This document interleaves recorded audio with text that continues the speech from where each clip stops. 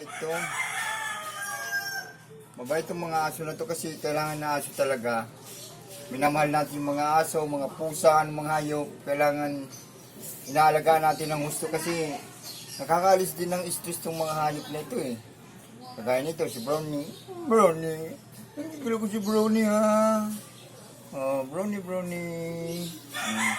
Tapos, ang mga hayop kailangan din natin pinapatay, hindi natin sinasaktan kasi kawawa naman sila eh. May buhay din yun eh.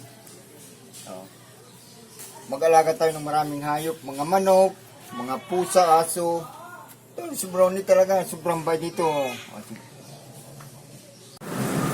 Ito po, dito po tayo. Pinapasyal po namin itong mga alaga namin hayop kasi baka po ma-stress sila eh. Kawawa naman, mamamatay sila kasi dati ang dami nito eh.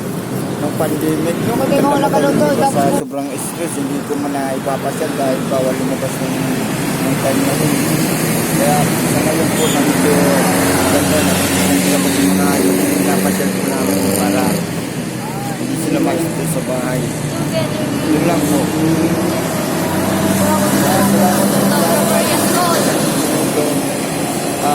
Sana po maintindihan nyo kung ano ang ginagawa namin sa mga alaga namin.